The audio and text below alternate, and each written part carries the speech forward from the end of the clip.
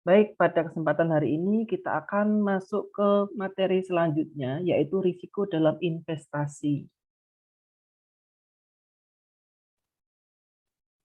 Jadi ada dua aspek yang perlu dipertimbangkan oleh manajemen perusahaan, yaitu manajemen keuangan dalam mengambil keputusan keuangan, yaitu tingkat pengembalian, return, dan juga risiko atau risk keputusan keuangan tersebut. Jadi setiap pilihan kebijakan yang diambil itu memiliki tingkat keuntungan dan risiko yang melekat di sana. Oleh karena itu, teman-teman pilih yang mana? Apakah dengan memilih risiko yang tinggi, dengan pendapatan yang tinggi juga, atau memilih risiko yang sedang, tapi pendapatannya juga tidak banyak, atau risikonya rendah, tapi pendapatannya juga kecil. Jadi pilihannya tergantung kepada investor. Nah, kalau kita lihat return atau tingkat pengembalian, expected return, tingkat pengembalian yang diharapkan adalah yang diharapkan atau diperoleh di masa mendatang, return adalah tingkat keuntungan yang diharapkan. Jadi kalau investasi berarti kita mengekspektasikan kita akan diberi keuntungan.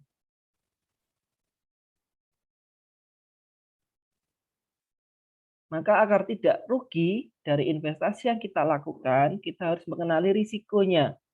Karena kalau kita tidak mengenali risiko, ancamannya kita akan kehilangan uang, tidak mendapatkan pendapatan, dan akan kehilangan uang modalnya itu tadi.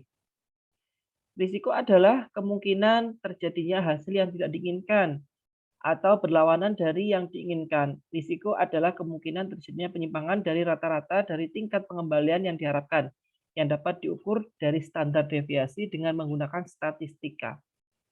Jadi karena tadi sudah ada expected return atau tingkat pengembalian yang diharapkan, otomatis bagaimana kita mengontrol ketika kita memonitoring atau mengontrol ketika expected return itu tidak sesuai dengan yang diberikan, diterima, maka itu adalah sebuah risiko. Jadi seberapa besar penyimpangannya antara expected atau yang dijanjikan dengan yang diberikan aslinya. Maka dapat kita ukur dengan standar deviasi menggunakan statistika. Nah, konsep dasarnya investor menyukai return dan tidak menyukai risiko. Itu sudah hal wajar. Pengen untung tapi minim risiko, atau ibaratnya ya kalau kita membeli ingin mendapatkan kualitas tinggi tapi harganya tidak terlalu mahal. Umumnya kalau kita membeli barang itu kan kualitas tinggi, harganya juga mahal. Sama dengan risiko seperti itu. Hubungan antara risiko dan return, harapan atau expected return merupakan hubungan yang bersifat searah atau linear. Searah itu berarti sama, ketika return-nya naik, risikonya juga naik. Artinya semakin besar risiko suatu aset, maka semakin besar pula return yang diharapkan atas aset tersebut dan sebaliknya. Jadi seluruh aset keuangan diharapkan akan menghasilkan arus kas. Karena kalau aset keuangan itu nganggur, itu kita terkena biaya pemeliharaan. Nah, kalau aset keuangan kita kelola, contohnya punya rumah, rumahnya dikoskan atau dikontrakkan, itu kan mendapat pemasukan. Kalau teman-teman lihat di Malang ini kan beberapa ada, mungkin ada rumah yang kosong, tidak dihuni. Itu kan sama rusaknya, bahkan lebih rusak kadang, karena tidak dirawat. Otomatis sama, kalau kita mau dikelola atau mau tidak dikelola, itu pasti ada biaya yang dikeluarkan.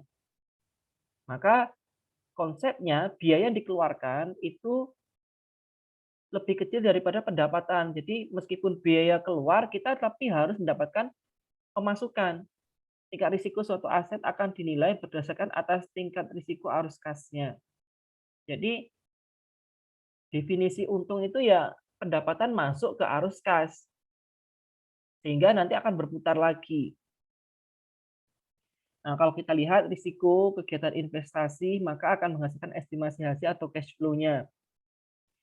Jadi kalau kita punya rumah, kita sewakan, kita dapat uang. Uang itu masuk cash flow. Maksudnya seperti itu. Belum tentu sesuai dengan yang diharapkan. Nah, kadang kos-kosan tadi, rumah, kontrakan, ternyata yang nyewa nunggak. Itu sebuah risiko. Tidak diharapkan karena umumnya setiap bulan dia bayar sewa, tapi dia nunggak. Itu sebuah risiko. Maka ya semua kegiatan atau lini itu pasti ada risikonya, tergantung dari kita mengelolanya enggak. Kalau tidak dikelola ya nanti semakin lama semakin besar menjadi sebuah masalah besar. Jadi estimasi hasil atau cash flow belum tentu sesuai dengan yang diharapkan. Maka kita pasti mengenali dulu. Tadi faktor-faktor penentunya apa saja yang mempengaruhi. Apa yang bisa diramalkan, apa yang tidak bisa diramalkan. Diramalkan itu bukan maksud artinya ramal-ramal, tapi dalam artian pendekatan forecasting atau perencanaan. Maka ketika pasti dan tidak pasti itu akan muncul ke risikonya. Risiko itu kita kelola, intinya seperti itu. Apakah risiko itu masih bisa kita kelola? Kalau bisa kita kelola, berarti kita dapat melakukan sebuah perencanaan atau planning. Risiko dari suatu aset dapat dilihat dengan dua cara. Dalam basis berdiri sendiri dalam konteks portofolio. Jadi aset atau investasi itu ada dua macam. Tunggal, yang kedua adalah portofolio. Kalau tunggal berarti investasinya dalam satu jenis semuanya. Contohnya punya 1 miliar, semuanya digunakan atau dibelikan emas, itu masuk tunggal. Kalau portofolio itu campuran. Jadi emas ada, saham ada, obligasi ada, deposito ada, dan lain sebagainya. Kalau kita masuk ke risiko aset, yang aset tunggal adalah risiko yang harus ditanggung jika berinvestasi pada satu aset saja. Harus kas aset dihitung secara terpisah. Yang kedua, jika risiko yang ditanggung dalam berinvestasi pada sejumlah aset atau lebih dari satu aset, maka arus kas dari sejumlah aset digabungkan. Jadi tadi kalau misalkan kita tunggal berarti kan satu.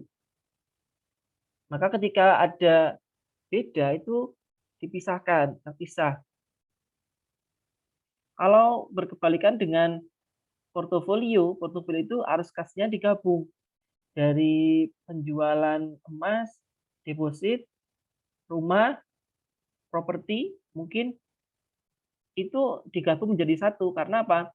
Kalau di portofolio itu kan tujuan kita menggunakan portofolio adalah meminimalisir kerugian. Misalkan emasnya naik, tapi harga propertinya turun. Maka arus kasnya itu menjadi satu, digabungkan. Risiko portofolio dibedakan dalam yang pertama, jika ada risiko sistematis dan risiko tidak sistematis. Kalau risiko sistematis berarti seperti risiko pasar, risiko umum atau risk market. Market risk terkait dengan perubahan yang terjadi di pasar dan mempengaruhi return seluruh saham yang ada di pasar. Kalau yang tidak sistematis atau spesifik terkait dengan perubahan kondisi mikro perusahaan dan bisa diminimalkan dengan melakukan diversifikasi. Dari kedua risiko ini yang masih bisa dikelola itu yang mana? Yang sistematis atau yang tidak sistematis?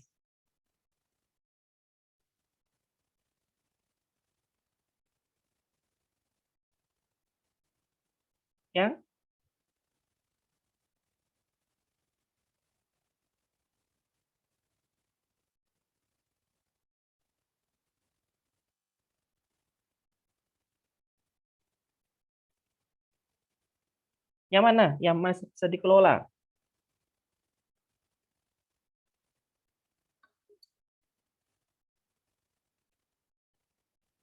Yang risiko apa? Sistematis, Pak. Yang tidak sistematis. Kalau mikro berarti masih bisa dikendalikan. Kalau yang risiko sistematis atau risiko pasar itu lebih kompleks. Jadi di luar jangkauan makro, agak susah dikendalikan.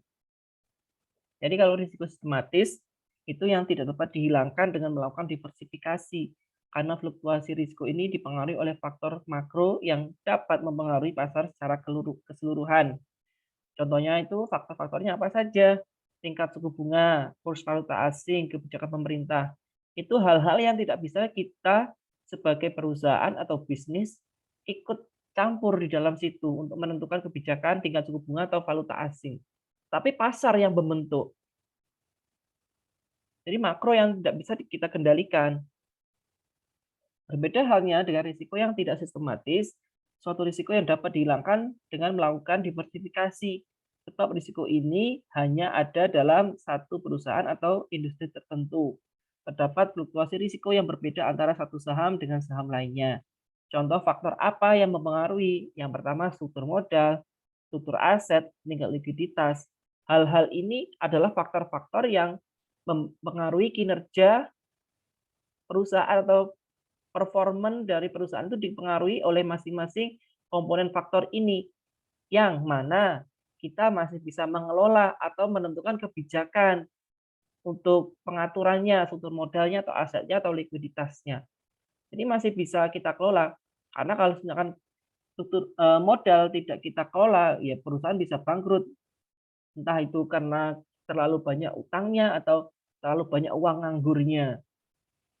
Maka hal itu risiko tadi ada, risiko kebangkrutan ada, tapi masih bisa kita kelola selama kebijakan yang kita terapkan masih dapat mendukung kinerja perusahaan.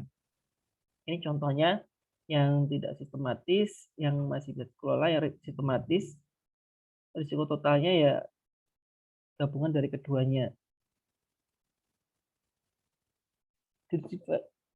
Diversifiable risk yaitu disebabkan oleh kejadian-kejadian random seperti mogok kerja, sukses atau gagalnya marketing program. Efeknya terhadap portofolio dapat dihilangkan dengan diversifikasi. Jadi ada beberapa risiko juga yang dapat kita kelola. Contohnya dengan melakukan diversifikasi atau apa ya? Terobosan baru. Market risk disebabkan oleh faktor-faktor yang mempengaruhi hampir semua perusahaan seperti inflasi, naiknya harga BBM, perang, resesi, konflik politik, dan sebagainya. Ini adalah faktor-faktor eksternal yang tidak bisa kita kendalikan oleh perusahaan. Cuman meskipun tidak bisa dikendalikan, kita harus mengambil kebijakan agar risiko tadi tidak berdampak besar kepada perusahaan. Preferensi investor terhadap risiko. Ada yang risk taker atau yang menyukai risiko. Ada yang risk netral, yaitu yang netral atau biasa saja. Ada risk averter atau yang tidak menyukai risiko. Nah, kalau kita lihat, ya semakin suka risiko, maka peluang untungnya ya semakin tinggi. Cuman ya risikonya semakin besar juga. Kita masuk ke return aset tunggal dan risiko tunggal. Nah, kalau return investasi terdiri dari dua komponen utama, yaitu yield atau pendapatan, komponen return yang mencerminkan aliran kas atau pendapatan yang diperoleh secara periodik dari suatu investasi. Yield ini masuk pendapatan apa? Ada yang tahu?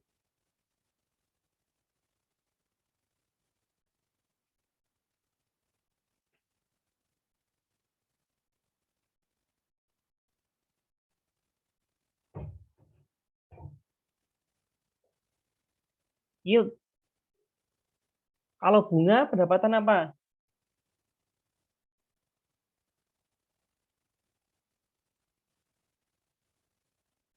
Kalau bunga pendapatan apa?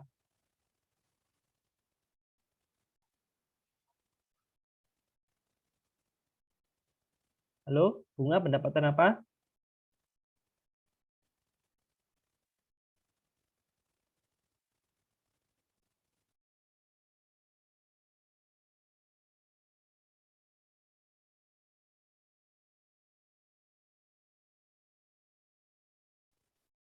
Anda dapat bunga itu dari investasi. Anda dapat bunga itu dari investasi apa?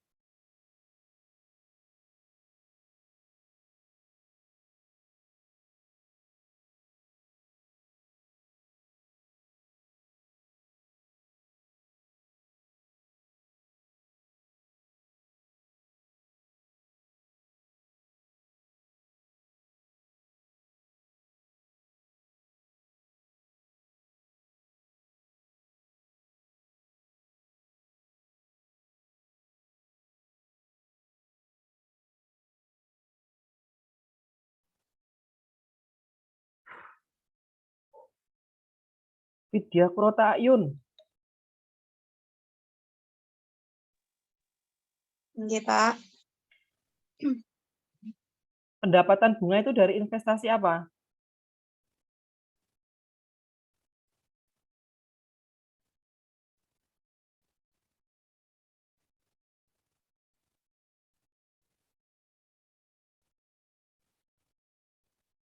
Pendapatan bunga dari investasi apa?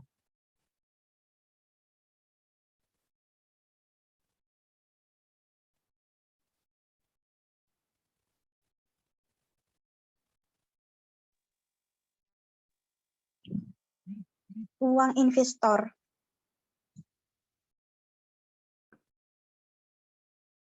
Kalau Anda dapat bunga, itu bisa saja dari tabungan, deposito, seperti itu. Kalau Anda punya saham, Anda dapat pendapatan dari dividen. Kalau Anda punya obligasi, Anda mendapatkan pendapatan yield. Ini gimana anak-anak perbankan ini? Bunga. Perbankan syariah, mungkin nggak ada bunga ya. Adanya apa? Bagi hasil. Bagi hasil, Pak. Bagi hasil. Lebih besar mana bagi hasil sama bunga? Bunga, Besar Pak. bunga. Bunga, besar bunga. Bunga. Tergantung dari jumlah dananya dan pendapatannya juga.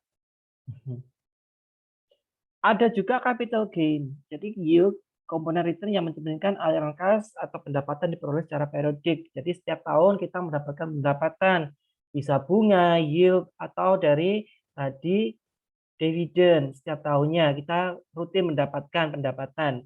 Namanya apa? Pendapatan pasif. Yang kedua ada capital gain atau capital loss, komponen return yang merupakan kenaikan atau penurunan harga suatu surat berharga. Jadi ini lebih, yang kedua ini lebih kepada keuntungan karena kita menjual, karena nilainya, harganya bergerak. Jadi harga pasar itu bergerak, kita jual, maka kita untung. Itu namanya capital gain. Contohnya Anda beli emas, sekarang harganya 100.000 per gramnya. Terus besok ternyata sudah naik menjadi 150.000, maka Anda jual, itu berarti untung, pendapatan. Return aset tunggal, return total investasi dapat dihitung sebagai berikut. Tadi berarti ketika kita menjual, capital gain atau loss ditambah yield atau pendapatan per tahunnya. Jadi capital gain atau loss itu pendapatan yang kondisional, sedangkan yield pendapatan rutin. Pengukuran risiko tunggal itu dapat kita gunakan dengan metode return yang diharapkan atau expected return, deviasi standar return, dan koefisien variasi. Jadi risiko tunggal itu dapat kita lihat dari expected return-nya. Return yang diharapkan atau expected return. Nah, ini rumusnya. Distribusi probabilitas suatu daftar semua kemungkinan, nilai serta masing-masing probabilitas. Probabilitas itu apa? Ada yang tahu?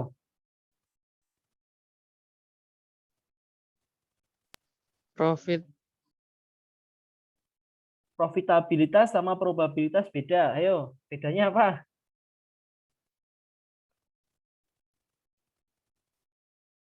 Sudah dapat mata kuliah statistik belum?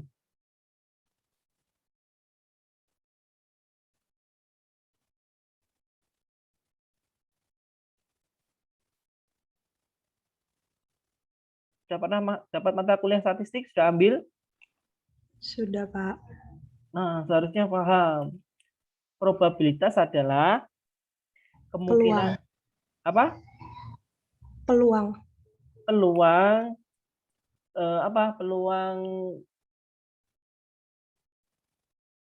peluang muncul atau peluang terjadi. Jadi semakin tinggi probabilitas, maka peluang terjadi atau kevalitannya semakin besar. Nah, semakin kecil, sebaliknya semakin kecil, maka peluang terjadi atau kevalitan itu berkurang atau rendah. Semakin rapat distribusi probabilitas, semakin besar kemungkinan nilai return yang sebenarnya sama dengan nilai return yang diharapkan. Oleh karena itu, semakin rapat distribusi probabilitas, semakin kecil risiko suatu aset. Jadi semakin besar probabilitasnya, itu menandakan risikonya kecil.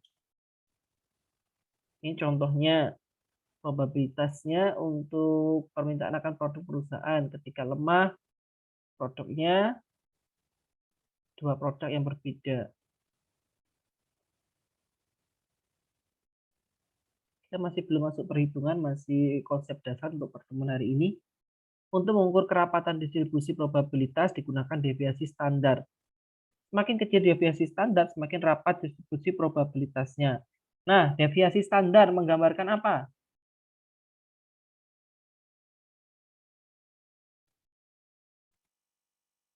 Tadi karena risiko bisa diukur dengan statistika, makanya ada probabilitas, ada standar deviasi.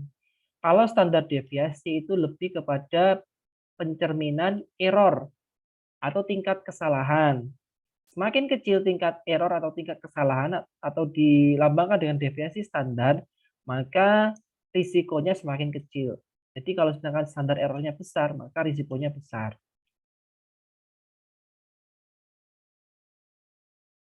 Yang ketiga ada koefisien variasi. Koefisien jika dua investasi memiliki ekspektasi pengembalian yang sama dengan standar deviasi berbeda, kebanyakan investor akan memilih standar deviasi yang lebih rendah sehingga risiko lebih kecil. Jika dua investasi memiliki risiko yang sama dengan ekspektasi pengembalian yang berbeda, umumnya investor akan memilih investasi dengan ekspektasi pengembalian lebih tinggi. Jika dua investasi salah satu memiliki ekspektasi pengembalian yang tinggi, tapi yang lainnya memiliki standar deviasi lebih rendah, maka gunakan koefisien variasi. Nah, ini ada kondisi-kondisi dari penggunaan tadi probabilitas, standar koefisiasi, dan ini koefisien. Terdapat dua pilihan investasi, yaitu A dengan return yang diharapkan lebih tinggi dan B mempunyai deviasi standar yang lebih rendah. Ini contohnya kalau misalkan A menawarkan return yang tinggi, tapi B menawarkan standar deviasi yang lebih rendah, meskipun returnnya lebih besar yang A, contohnya seperti itu. Maka menggunakan rumus koefisien variasi. Investasi portofolio dan risiko portofolio. Nah, ini yang gabungan atau campuran investasinya. Don't put your egg in one bowl. Jadi kalau misalkan ada telur puyuh, telur bebek, telur ayam, unggas, kalau Anda campur di dalam satu keranjang, kemungkinan yang pecah duluan yang telur apa?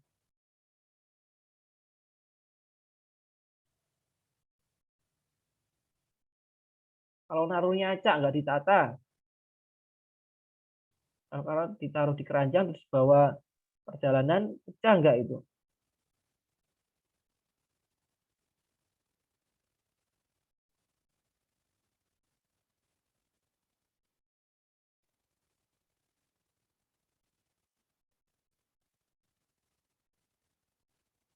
Jadi jangan taruh pada satu keranjang. Ada yang ditaruh di keranjang, ada yang ditaruh di kotak. Jadi tempatnya tidak jadi satu. Maka ketika misalkan yang satu keranjang itu tadi jatuh, masih ada sisa keranjang yang lainnya. Portofolio itu suatu kombinasi dua atau lebih investasi. Contohnya saham, ada juga tanah, emas. Tujuan portofolio ini meminimumkan risiko dengan cara diversifikasi. Jadi tujuannya ketika risikonya yang satunya tinggi, tapi yang satunya risikonya rendah. Meskipun yang satunya pendapatannya rendah, tapi yang satunya risiko tinggi, pendapatan juga tinggi. Jadi saling melengkapi, ibaratnya seperti itu. Investasi portofolio aset dalam suatu portofolio lebih kecil risikonya dibandingkan dengan jika aset itu hanya dipegang tunggal. Dari kacamata investor, yang terpenting adalah return dari risiko keseluruhan dari portofolio yang dia miliki, bukan masing-masing aset di dalam portofolio tersebut. Jadi keseluruhan, bukan masing-masing yang dihitungnya dari risikonya. Oleh karena itu, investor menganalisis bagaimana risiko dan return suatu aset tunggal mempengaruhi risiko dan return portofolio di mana aset itu berada. Jadi kan dari aset-aset tunggal tapi dikumpulkan menjadi satu, menjadi portofolio. Nah, itu meskipun nanti risiko totalnya itu dipengaruhi masing-masing oleh risiko tunggal. Portofolio risk ini bukanlah penjumlahan sederhana dari risiko-risiko tas yang membentuk portofolio tersebut. Jadi perhitungannya itu bukan risikonya dari A, B, C, D ditambah, tidak. Tapi diukur dengan deviasi standar portofolio. Tidak dihitung atau dicari dengan menggunakan rata-rata tertimbang deviasi standar masing-masing sekuritas dalam portofolio. Apabila menggunakan itu berarti mengabaikan korelasi antara sekuritas-sekuritas yang ada di dalam portofolio. Korelasi antara sekuritas tersebut mempengaruhi besarnya deviasi standar portofolio. Ada juga kovarian dalam konteks manajemen portofolio. Kovarian ini muncul untuk menunjukkan sejauh mana return dari dua sekuritas mempunyai kecenderungan bergerak bersama-sama. Nah, ini return-nya itu kalau satu naik, yang satunya naik apa enggak? Kadang investasi A naik, tapi investasi B-nya turun. Dalam konteks diversifikasi, korelasi menunjukkan sejauh mana return dari suatu sekuritas terkait satu dengan yang lainnya. Nah, tadi kalau berarti korelasi hubungan. Kalau di statistik berarti kan korelasi itu antara min 1 sampai 1. Kalau 1 berarti ya kuat. Kalau positif berarti ya searah. Kalau negatif berarti berlawanan arah. Kalau 0 berarti tidak ada korelasi atau hubungan. Ini menghitung portofolio bisa menggunakan rumus. Ada juga market and diversifiable risk juga. Ini kemungkinan akan saya jelaskan pada minggu depan. Baik, silakan jika ada pertanyaan.